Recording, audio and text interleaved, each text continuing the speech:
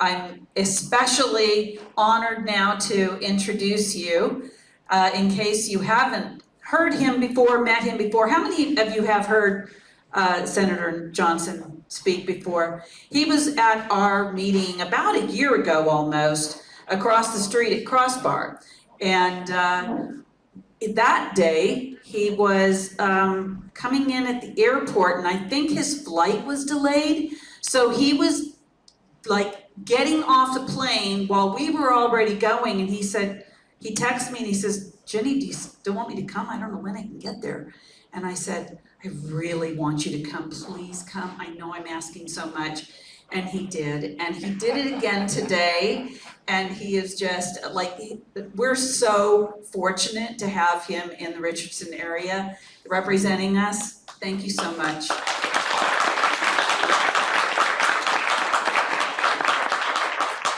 I'm delighted to be here, and I love seeing when there's no empty seats.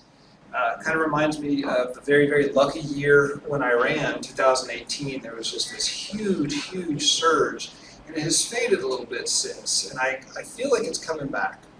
I feel like we've got some really energetic candidates. You've heard from many of them already today, not just energetic, but good quality candidates and good quality people who are determined to not give up at this point. And there's much to be despondent about. So I'm glad to see that you bothered to come out, and I could probably depress you a little further, but my overall message actually is one of great determination. I still get up every day loving my job and being so grateful that I get to care about what I do every day. I've never had it feel quite that way in my life until I get into public office. When I go to bed, I'm thinking about it. When I wake up, I'm thinking about it, and I'm glad. Unless I watch a bad movie, then I'm thinking about that, and it interferes with political thoughts. And I feel like I've just lived through a bad movie with the impeachment trial. Oh my God. And then I actually watched 8 minutes of the Republican primary debate and really had nightmares. And it's kind of all of a piece, really. I think I was asked to talk today about the constitutional amendments, and what I'll do is I'll just take a couple questions at the end on that. I mean, most of them I think you're probably pretty comfortable with where you want to go. I've got comments on maybe 3 of them. But I really want to talk just briefly about the impeachment trial, because I know it interests you, it's nice and awful, and about the upcoming special session, which will be principally concerned with whether or not a voucher vehicle interferes with passing the fundamental public school legislation and funding that we need to do, and sends us into a 4th special session. Because remember, it took 2 special sessions just to get the tax compression that they've been promising for a year and a half.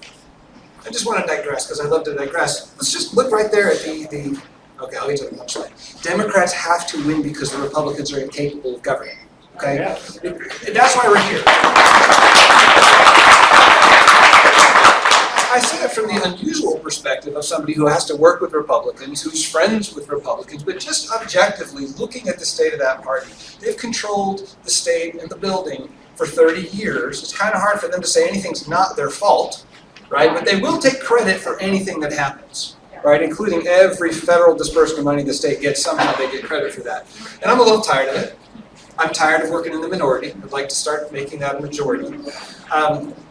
But the last few months, dating back to actually the last 12 months, how long ago did the governor tweet that he was going to devote half of the surplus to a tax break? At least a year ago. Okay, think about the sophistication of that analysis. I'm going to put half the surplus to property tax relief. Did he talk to an economist? Did he add up how much we need for infrastructure and health care and education? What do we need for clean? No, I think it was just half of it. It sounded good. Plus, it was close to the largest tax break ever. We'll get to the fact that that's not true later. So they had time for this, right? There's no Democratic-controlled chamber in there. Republicans control Lieutenant Governor, the Governor, the Speaker of the House, the courts, the House, the Senate. I told you I'd get you more depressed. But with all that power, and with tax relief being the #1 priority, you think they could have passed it in a single session? No, not even close. House and Senate were absolute blood feud. Literally, a couple hundred bills died out of spite between the House and the Senate. And there's plenty of blame to go around. That won't take all night, though. it's a shame, and it just demonstrates an inability to govern. And then we come to the impeachment trial, right? 60 of 87 House Republicans vote to impeach. All the Democrats vote to impeach. You understand, an impeachment is not a conviction. It just says, whoa. I'm not sure if what looks like happened, but somebody ought to look into it. And that somebody, constitutionally, is 31 senators and a presiding officer who shall be named according to the rules of the impeachment court that is devised by the 31 members of the Senate, which named the presiding officer of the Senate the presiding officer of the court. I don't think that was the best idea. Among other things, this whole thing was supposed to be impartial, and especially to look impartial. When you have the leader of the Republican Party, at least a faction, and I work with the lieutenant governor every day. I have to. He has to work with me. We're stuck. We still got to run an economy. I can work with him on some things. So I don't think it would hurt his feelings if I said, he shouldn't have been the presiding officer. He's a Republican who favors a certain direction, who's friends with Ken Paxton, and if he's the perfect judge, it still looks biased. There's that little thing, right? I kind of got in trouble for a tweet, but it didn't violate the gag order, in my opinion. And I'm a lawyer. So we run into the impeachment trial where the House overwhelmingly says look into this, which took a lot of courage on the part of the House Republicans. The consequences of not falling in line are real. Yeah. They lose their primaries. Yeah. So it was extraordinary. And it came over to the Senate. People say, well, the fix was in. It was a foregone conclusion. I don't think it was a foregone conclusion.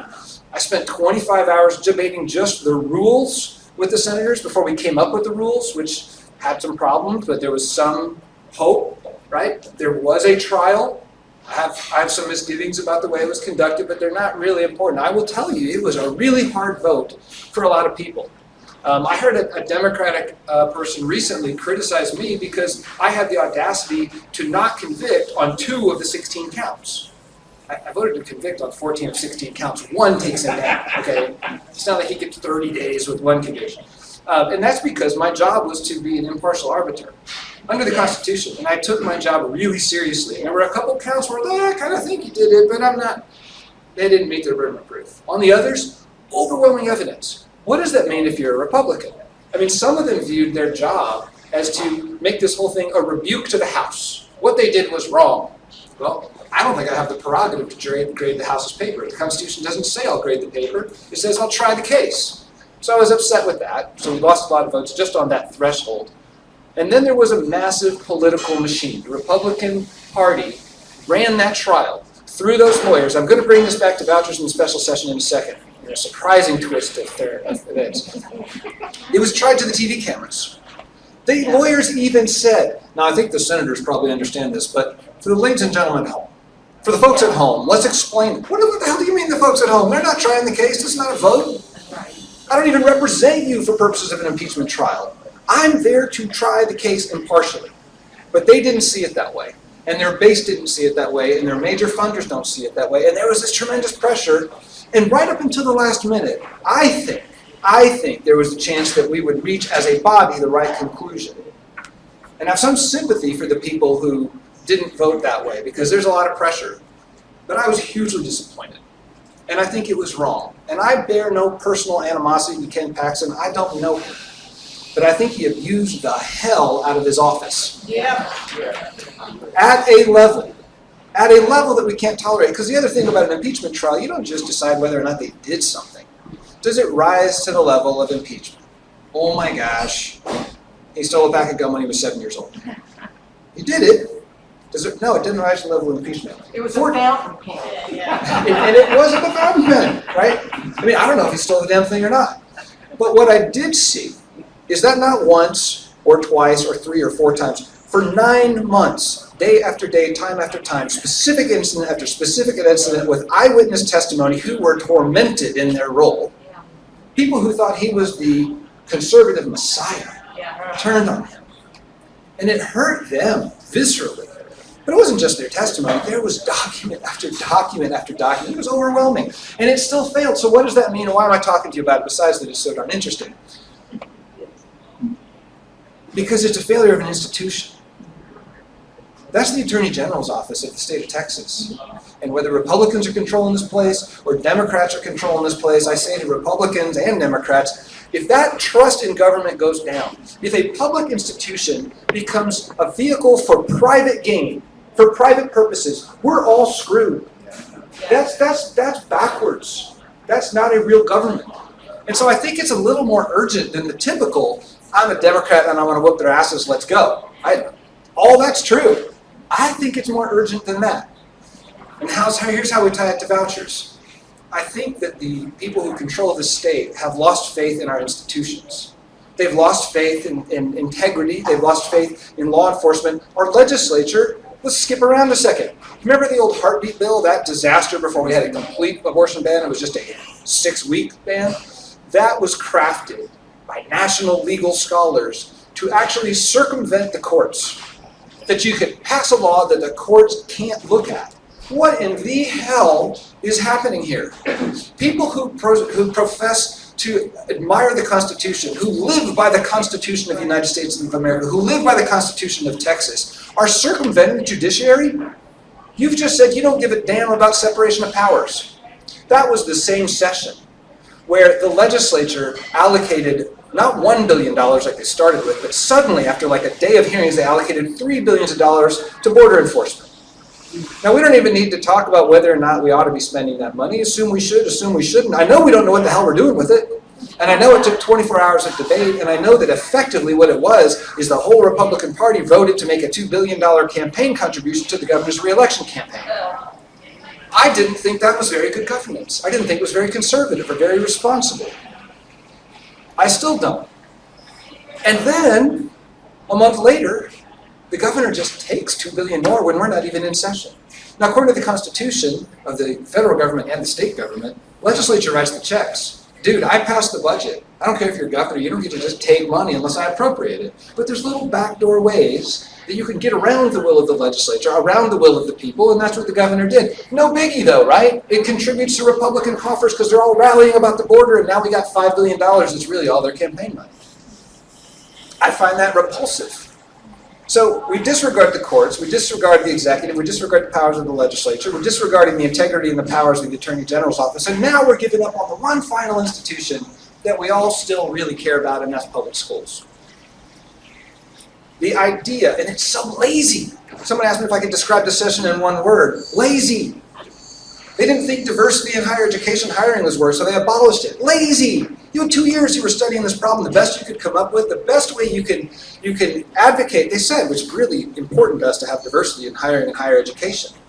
And the best way they could come up with a better way was to eliminate the only thing we've ever done to increase diversity in hiring and higher education. Lazy. And so when we get to schools, public schools is challenging to educate 5 million children. It's challenging in a border state. It's challenging where you neglect our infrastructure and we have grotesque disparity of incomes. It's challenging when you have kids who are expensive to educate. It's challenging when we have communities that don't provide parks or food or the kind of things kids need to succeed in school. It's really hard to address these problems. It's challenging when the economy is changing, technology is changing, attitudes are changing. It's really hard work. That's our goddamn job. Yeah. And you don't abdicate your job.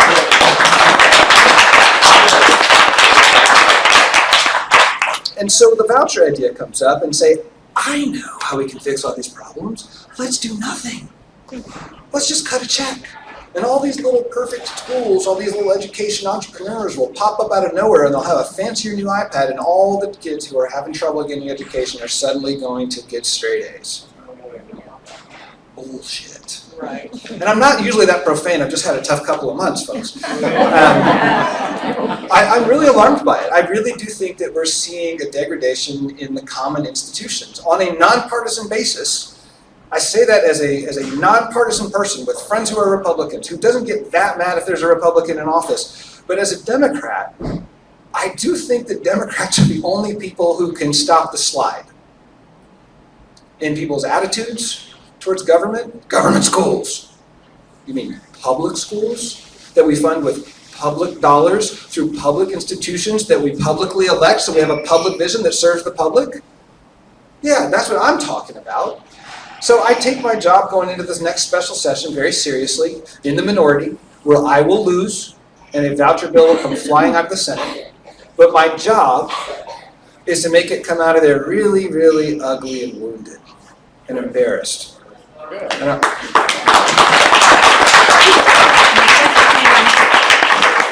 And I plan to be speaking about it, and I will be respectful, but I'm not going to lay any facts aside. I'm not going to not get at the microphone and tell people that 70% of vouchers in states that expanded go to kids who are already in private school. Right. What is with that? I'll confess something to you. I'm very uncomfortable about it. I put my kids in private schools.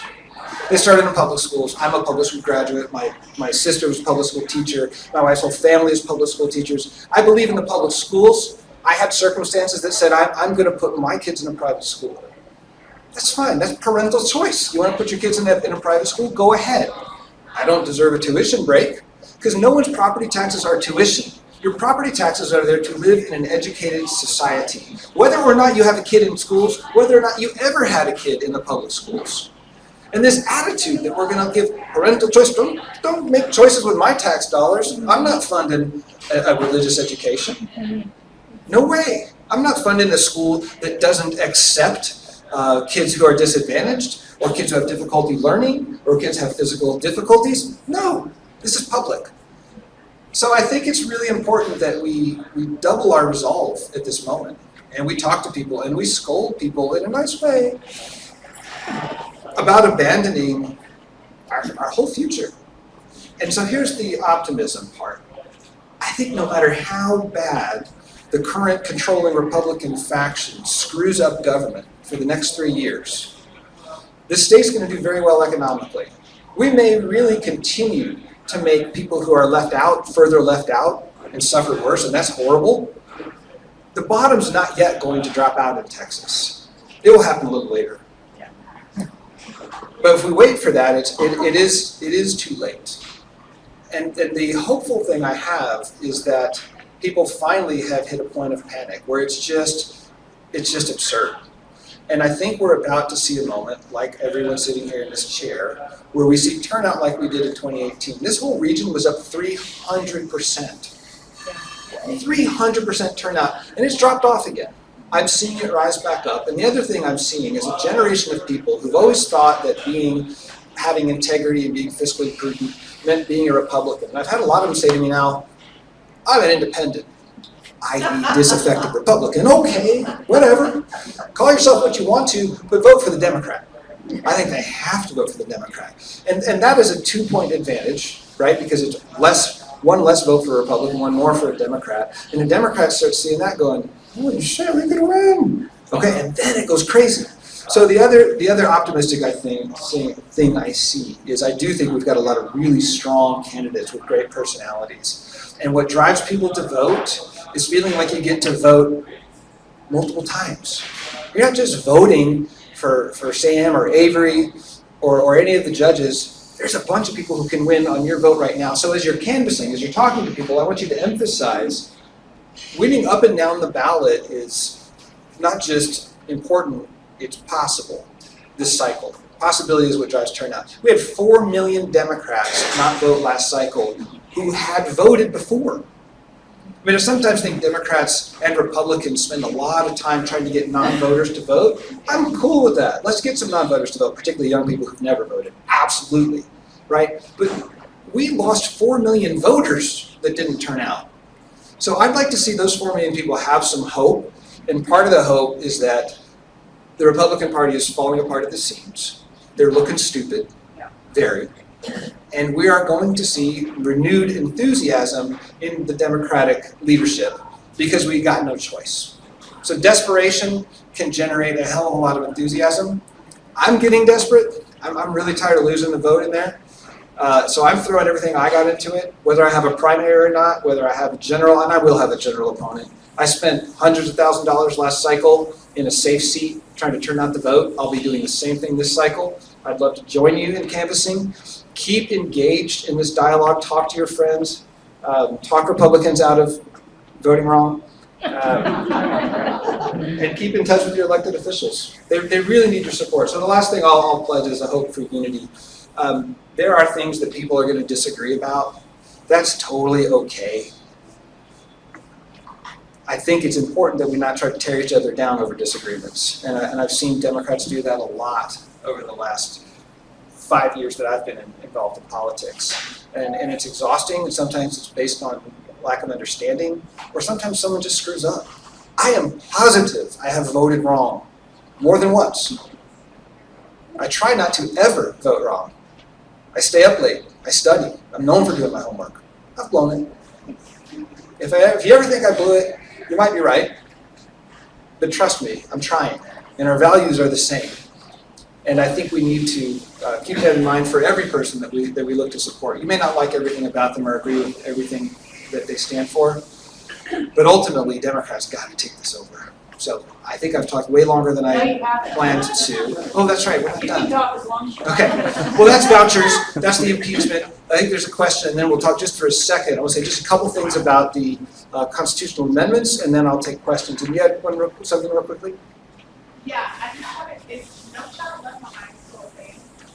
Because here's why. Because back when I was in law school, I did a paper about how funding for public schools is tied to property tax. And so if you're part of the people who have, then your schools will benefit because the money. I'm sorry, if you're part of what, the school's benefit? If you're part of the people who have, right, haves and have-nots. Yeah, yeah. If you're in an area where there's a lot of property tax money that's going into the schools, Yeah. your schools have more resources than areas that don't. Robin Hood.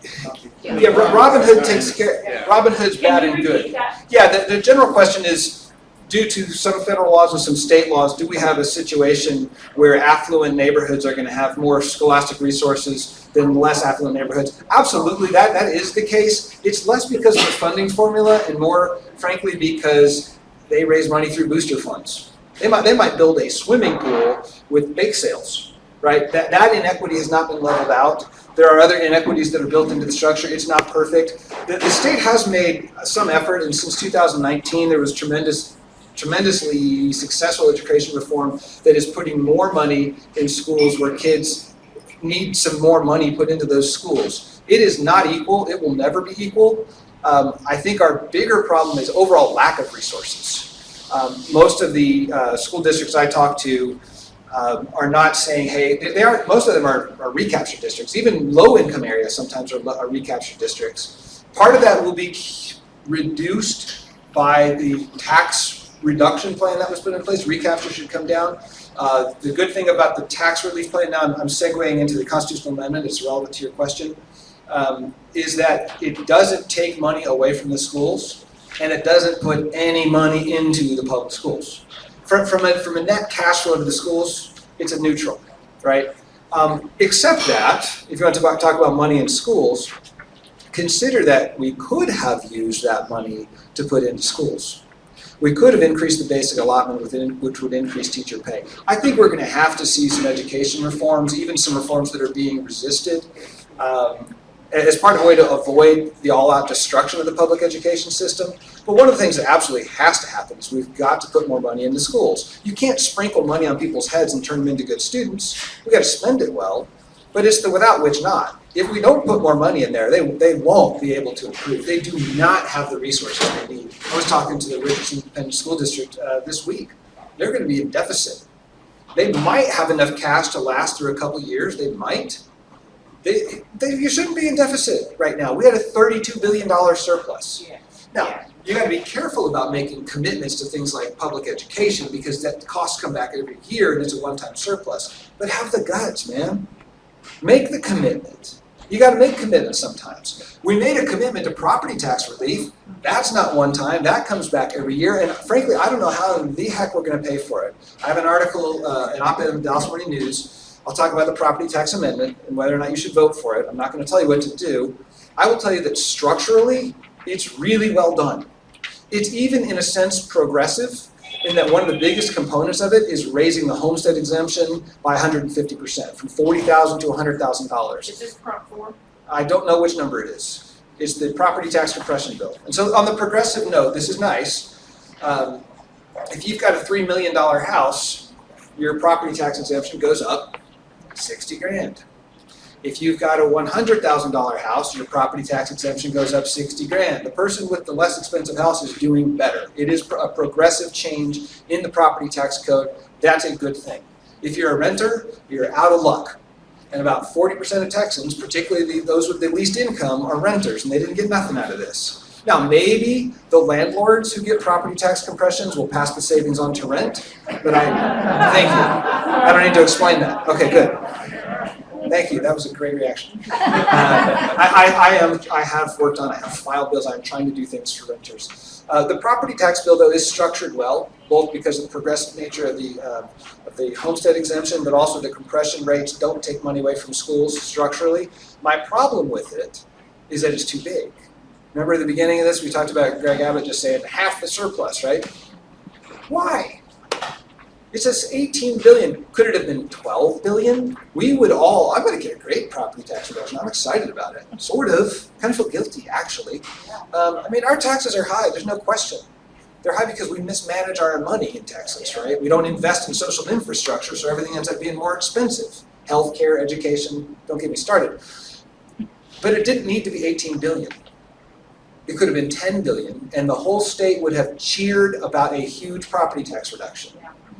But because it's that big, we don't have enough money to put another $1 billion into providing park space for inner city kids, or for rural kids, or hospitals for rural areas, or an increase in the basic allotment. That is a commitment going forward. But we could do it right now. We did do some good stuff. They did put several $1 billion into a raise for retired teachers, and we voted a perpetual cost of living increase. But I don't think they're going to put the big money into public schools. It's disappointing. So vote how you wish to vote. My guess is it's going to pass 90 to 10. I find it regrettable that it was structured, that the size of it was pure populism.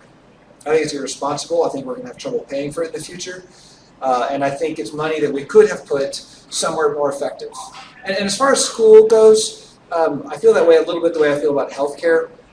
You look at the amount we're spending. We do spend a lot on healthcare. We do spend a lot on schools. But if we spent more on the social infrastructure overall, it would be less expensive to educate kids if they didn't have to deal with so much. All right, so I think there's a lot of investments we could make broadly that would help. So that's that amendment. One amendment that I'm opposed to, that I'm sure I will be attacked for a decade or two, there's a ban on ever having, a constitutional ban on ever having a wealth tax. I've never heard anyone in the state of Texas say the word wealth tax, Democrat or Republican. It's just not something that ever crosses anyone's mind, right? Why? I don't think we need it. It's not politically viable, but we got so much money in the state. Our economic forces are so strong. We don't need to be messing with that. But someone might. Sometime down the road, maybe 30 years from now, the Texas economy is the earth is a different place. The Texas economy is a different place, and a different generation is going to be running it. And it's none of my damn business how they run their tax system. And I don't believe in putting into place a constitutional roadblock that tells my kids how to run this state. That's up to them. I think it's arrogance of a profound degree. I'm very much against confining. We do set up some structures, but there's nothing to that bill other than mobilize the Republican base. It's just bullshit, and I have a rule against voting for bullshit. So that would be my recommendation on that. One last thing, Tina, on the constitutional amendments, and I'll take questions. On the big $10 billion energy thing. That's a lot of money, super, super, super technical. I spend a ton of time on electricity. It's a lot of money, not totally sure we need it, not totally sure it's gonna work. The thing is, it will be responsive to the markets. It's not automatically deployed, it's not necessarily a waste. It is limited to gas-fired generation. The federal government really is putting a ton of money into renewables. We're okay. We're killing it in renewables. My goal last session was not to stop natural gas incentives, it was to leave renewables alone, and we succeeded. They came out largely unscathed. A little bit of problems, and they're built into one of these constitutional amendments, but I think renewables have a tremendously bright future in Texas. I'm very excited about where we're going in the grid. It'd be nice to have a few more natural gas plants because it is dispatchable and the technology is happening. 5-10 years from now, we're going to be doing great. Next 5 years, maybe touch and go. But I think it's a worthwhile market experiment, this bill, which is why I supported it. I risked all my political clout of blocking some other things. So getting here was important. It also contains almost $2 billion for something that I passed in the Senate that they removed my name from in the House. Stuffed it into this bill with a Republican name on it, and that is backup power systems that can supply power to water towers, nursing homes, water treatment facilities, law enforcement, hospitals, all sorts of things. You know why? Thank you. Because even if we have all the generation in the world, a few machine guns will take out a transformer and knock a city out of power for 3 or 4 days.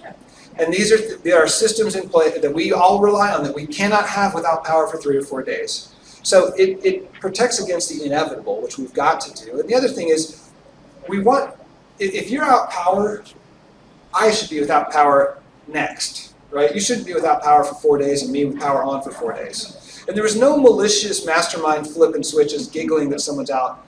It was absolutely keep us all alive time, and they couldn't flip the switches on and off because it risked blowing the grid. So the other half of the bill that is built into the stuff that was part of my bill, those backup power systems make it possible to rotate people on and off because you're not cutting off the nursing home when you flip the switch because they're going to turn on their backup power. So it's a manageability of the grid. There's some good stuff in there. Longer than I want to talk about it, I think that's an important amendment.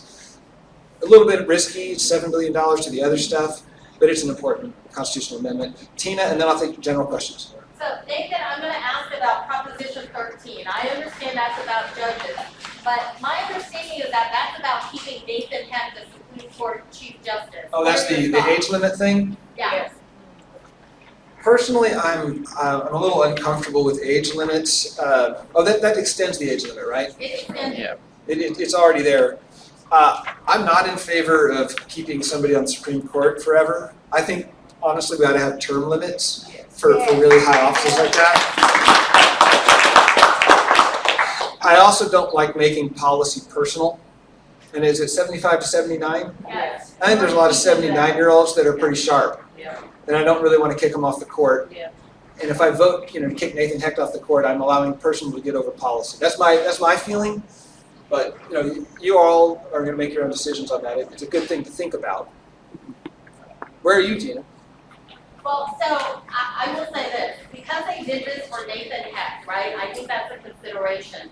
If Nathan Hecht goes, then the governor gets to appoint because there's 2 years left, right? But here's the other thing. You're making policy about a lot of judges. It's one thing on the appellate courts where you do mostly reading and writing. But to extend in a trial court where judges have to hear and to be able to sit for long periods of time in grueling trials, that's a different consideration. And this is not just about the appellate courts, this is about all courts. So the pros and the cons, I think, are something you need to weigh very seriously. Like, yes, can a judge who's very smart sit on an appellate court for longer periods than you're okay with that possibly? Do you want someone who may not be able to hear a trial and during jury selection, what someone is saying at the back of the room? Do you feel comfortable with that judge trying very important cases with lives on the line or millions of dollars? That's something you have to weigh. Yeah, those are good considerations. Let's move into questions. And Jenny, do you want me to stop and go away? Or No, I don't. y'all tired? We have And this chairs for a place long till time. 6 o'clock, and I mean, it's 10 till 6, so Okay. Let's take a few questions. let's take a few questions. Okay, I saw her first, and then I'm coming to you. Some states some state legislatures are considering banning Trump from their ballots based on the 14th Amendment. Now, I would like to see that happen here in Texas. What would be our channel of applying pressure? Would it be our state legislators? It would never happen. Don't waste your time. She's asking a very intelligent procedural question of what would be our channels. Are they doing it through a referendum? I'm sorry. Are they doing it through a referendum? Lawsuits in Colorado. Lawsuits, okay. Multiple states. Well, I guess she's wondering whether or not there's a way to procedurally that we can try to make sure that Trump is not on the ballot in Texas. Based on the 14th Amendment. Based on the 14th Amendment, and I think our answer has come from Ed, the answer is courts, many of which are populated by judges appointed by Trump. I think he's right. I think it is the courts. As far as through the legislature, never happened. This legislature, no, the legislature wouldn't do What it. about the Secretary of State? No. Paxton will shut it all down no matter what you try. He can't block the lawsuits. Yeah, but I don't have a lot of faith in any of that working. And I'm trying to be optimistic, but it's also good to know what you're up against. And I'm not putting any eggs in that basket. If it happens, I'm not even sure. I don't know what it means if Trump is on the ballot, particularly if he's in jail. You gotta have the trials first, we gotta get the judges. Yeah, they gotta get going. Also, Vicky, you had a question? Well, I just have a comment to Tina's comment, and that is, I'm an occupational therapist for 47 years. And you mentioned judges not being able to hear because they're old. We have lots of devices and adaptive equipment to allow that to happen. I think it's very dangerous to have a cutoff point at 79, you're no longer able. You look at Nancy Pelosi at 83, excellent. you look at, Excellent. Hillary And you are very Clinton. correct. Yes. I think it is the scope of the majority of judges that you have to look at. And I will tell you this, and the only reason I say this is because it came from experience. During COVID, when we had to put protective barriers up, Yes. the judges could not hear. And our senior judges suffered with that issue. And so they couldn't do the There's trials. microphones. They couldn't hear, and the way that the courtrooms are set up, it's different. So I'm gonna tell you, you are very correct on that. There is no broad brush. No. But there are concerns on both sides, just like there is a concern with too young of a judge Yes. who might not have the experience. There are other concerns on the other side. Then what we do is we measure by their skill set, Right. not by their. Which is hard in elections. There's clearly Right. a lot to think about here. And the fact that judges. And there will be disagreement, and that's okay. Next question. Yes, ma'am. He's breaking us up. Good job, Nancy. Start over. Do you have a date yet? Yeah, it is a week from Monday, Thank you. October 9th. 30 days? October 9th. They're officially 30 days. I don't know if it'll go 30 days. We can go in and pass a bill in 3 days, adjourn, and then that fails, and then we'll come back. Or I don't know. I mean, one of the very frustrating things as a legislator is I'm supposed to be able to run my life, and I don't know what they're going to do. Yeah. I just know I have to be there. Yes, ma'am, and then I'll come to Jenny. Okay, Jimmy Cody, I'm from Allen, from Collin County. Hi, Jenny. We're wondering what is the Paxton effect going to be on local elections in 24 for House districts, especially in Collin County where every Republican voted to impeach him. And we think they're going to get primary. There's going to be a lot of crazy extremists running in Republican seats. I think Democrats can have it. They just have to pick candidates in those spots. I mean, what do you think? I think that that's a reasonable thing to think. I don't know that they'll all get primaried. I know that Kelly Hancock voted to convict his Republican senator. He said, I can't go anywhere without people swarming me, trying to shake my hand and give me money. Really?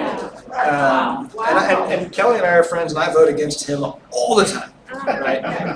A few But he- honorable Republicans. But he has integrity, right? And political views and integrity are not necessarily the same. So some of those House Republicans will be challenged, will be hard. I think others are just going to fly right through. As for the opportunity it creates for Democrats, yeah, I think so. Particularly if one of those who voted to impeach wins. I mean, I know what I'd be campaigning on as a Democrat. Oh my gosh, you got the anti-impeachment candidate on the other side? Y'all got to be kidding me. Most people I talk to think it was a travesty on both sides. And Jenny had some. Most Republicans think it was a travesty. Democrats know it was a travesty. And Jenny. Do you have a sense of what the special session is going to result in? Do you have a sense? I mean, do you think that Abbott would have called this if he didn't think that he had the votes? Or two, if he does, is there anything that we can do to affect that? He had excellent questions. He had no choice but to call the special session because we haven't passed the education bill. There's a giant education bill that has to pass. It was taken hostage and shot by the voucher sniper. Abbott's big gamble is he said, I'm not taking some watered down, just for disabled kids voucher kind of thing. He says, I want the whole thing, right? I don't know if he's gonna get it. It's high stakes poker down there. I don't know what's gonna happen. Having just suffered through an impeachment trial and witnessed a collapse, I'm worried. I'm worried that it passes, or some reduced version of it passes, which is just, of course, the next step to passing the full thing a session later. It's going to take them a few years to cover up all the information about how bad it's failing, or to at least manufacture some data that shows it passing. But nationwide, the data is very, very bad on vouchers. What do I think is going to happen? I wish I knew, Jeannie. So what is our What's your mission? mission? What can we do? I don't normally encourage people to, bring phones off hooks and things like that because most people have their minds made up. This might be an exception. I think people need to understand, I think the legislature needs to understand how absolutely disenchanted people are with the idea, again, in my view, of giving up on a public institution that holds us together. I think, in 2018, we saw this outcry over public education, and it did propel Democrats into office. It did cause Republicans to lose. It did cause Democrats to turn out, and it did cause Republicans to cross over. So to your point, you may see a combined surge of Democratic turnout and Republican crossover, and the more we talk about it here, the more energy it has. So again, I'm not so much of a throw rocks at the castle all the time because you're going to knock it down. You won't. This one's, people are listening. Somebody, I think it was you, Judy, that said that up in, or somebody up in, one of the representatives up in Collin County, their person that was answering phones said, the representative is looking, we mark down everybody's and request. They're your opinion of yes or no on this thing, and he is going to do what the people say to do. That was Keith Self. See, self, right. That's a federal That- representative. I'm just saying that they say that, I don't know whether it's Yeah, true, the whole but- vote your district thing, I do that. We're supposed to represent our districts. What if your district wants vouchers and vouchers are a bad idea? But at some point, I think an elected official has the obligation to go even to their own base and say, I disagree with you, Yeah. I respect you, but here's some things I want you to think about. It is called leadership, that's exactly right. It's not a plebiscite democracy, and I'm supposed to know more. It's my job, I'm there every day. If I don't, we're all in trouble. That's okay for me to get it wrong or us to disagree. But the idea that you just poll your district and vote that way on something as fundamental as whether or not we have a public school system is not good. So as to, yes, be loud, but also be specific. I don't think there is a form of voucher that's okay. What you'll hear is that in Vermont, it has worked pretty well for certain special needs kids. Vermont's like got 16 people. Okay, we have 30 million, 5 million in the public school system. Vermont funds their public schools. We don't. I think it's just a no. I'm not in a very compromising mood on that subject. I saw him first, and then I'll come to you, and I'll give short answers, and then you. Super short answers, short questions. Go. LRISD is talking about withholding or recapture. You see this as playing into the whole voucher system and the distrust of the jobs. As in, they're going to refuse to pay. They're going to refuse Carol, This is starting to happen as a domino effect because the state's not getting. Is that legal? No, they're gonna get the answer. Yeah. And so, is it part of the whole voucher scheme? I think most of this is part of the whole voucher scheme. They're saying they don't know where the recapture money is going, so therefore they're gonna stop paying. I don't know where my taxes are going. No one ever knows where their taxes. No one ever knows where their taxes are. Mine's going to the border. Right. You know. The recapture is a state tax. I think we're seeing a revolt against the institution, right? Against government schools. It's all been demonized, and people have been effectively misled is the nicest word I can come up with, and then they feel passionate about it, and we need to unpassionate them about the wrong things. And start taking pride in it's like we celebrate what we don't do together and what we don't do for each other. That's wrong. We should be proud of what we actually do for each other. Yes, sir. Would you say there's a lot of Republicans out there that would agree that they support public education? Yes. So then what are the three most compelling reasons we should not approve vouchers that might influence those people to communicate with their representatives? I'll tell you the top two. The first one is that there's no evidence that the vouchers work. There's lots of evidence that they don't work. The second is it will absolutely undercut the public institutions that we do have, that we do depend upon. Just in the money it pulls out, in the destruction of community pride, in the lack of morale with our teachers, it absolutely blows it away. Unless you're going to blow up the whole thing and abandon the public education system, don't do this. What are you gonna There's do two. about Friday night football? But there's a lot of people talk about that How in do you rural feel areas. about the defund, do not defund public education phrase? That's the phrase. Go ahead. To me, defund's been used Right. by the other side very effectively in other Yeah. situations. Let me tell you what To me, a the lot of people would wake up and think about that and maybe do something. We all know what we want to do, but we're not enough. In the state, we need more people to communicate with their representatives. I believe in testing it. I don't know if it will work. I mean, they're going to say parental choice. You know where to take your kids better than the government does, right? And you're going to say you're defunding public schools. No, we're not. The kids that are going there get. It's worth a shot. I think it's worth a shot. I don't know. I'm not an expert campaigner. So Mothers Against Greg Abbott is doing a postcard project for this, and they have printed out labels. If I were you, I'd send it to Republicans. That's what, well, they're sending it to Yeah. House members that voted, that didn't vote on, yes to vouchers and vouchers, and maybe their vote is still up for it. And I'd be categorical. We're not for any, put it this way, Robert, in terms of language, Jenny, in terms of language, I'm against the use of public money for private schools. Right. That's it. And that's really what I meant to say at the beginning with the Attorney General's office, is the use of public institutions for private purposes. I'm against it. I said I would get to this lady and then we go, you sir. How do you feel about that Greg Abbott made a podcast recently where those who don't, if he doesn't pass the voucher during this special session, then he'll get people in office next election, he will. Oh, if he says that, I'm delighted, because that means I don't have to go back for another special session.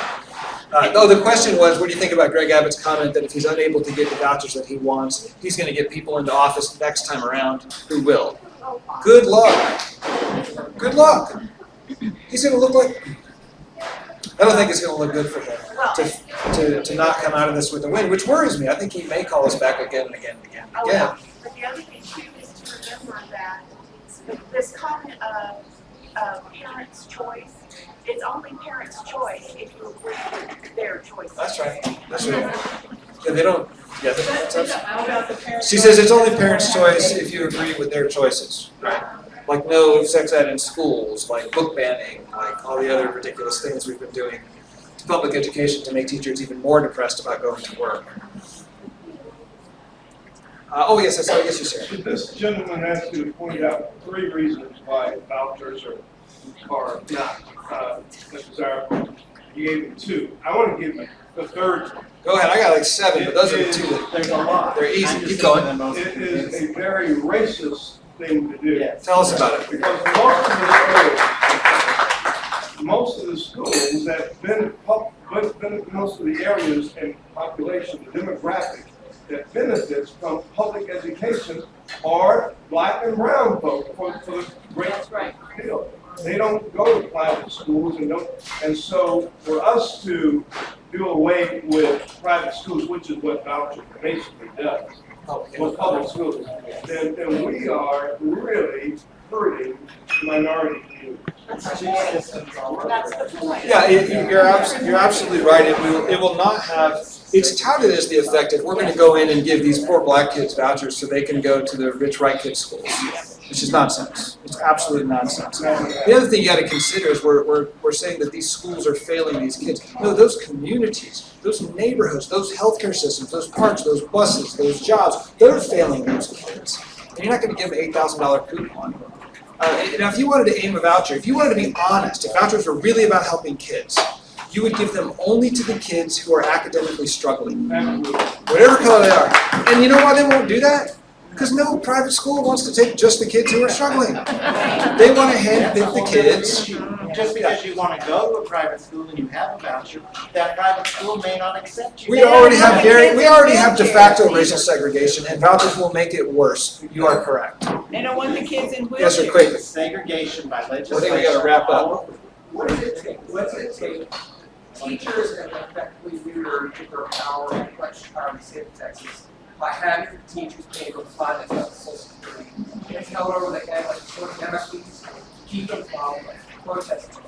What does it take to get that out of control? Federal. Federal. It's a federal issue. How does that start? I guess you call your congressperson. The teachers have been very loud. In municipalities, What's that? it also happens in municipalities. In terms of retirement systems? Yes. I'm just not well enough informed to have a smart answer on that, and I try not to say dumb stuff. I think it's an important issue, and I learn on the job every day. So it's one of those things that I'll be learning more about. It's because teachers are so wealthy. Yeah. Well, I mean, we did get a retirement increase, but I am aware of the absurdity of the federal Social Security system and the state pension and the economic injustice that it inflicts on them. And I do wish it would get fixed. I don't think it's in my power, but if we learn that it is, I'd be glad to help. Jenny? I have one other thing, right? Because I'm actually going to take the microphone, I get to come up here and ask you one more question. It occurred to me this morning that they've spent so much time in our legislature over the last few years creating more and more regulation and control of these public schools, and yet there's no oversight of the private schools Okay, so that they're giving. That's a fourth point. Yes. So we got the first two, and the fourth one. Now, I don't know how anybody can justify a voucher system that doesn't hold the private schools that are receiving public money to public school standards. So you're going to have a lot of failed experiments, and I don't really want to experiment on kids. Yeah. Thank you all for being so engaged.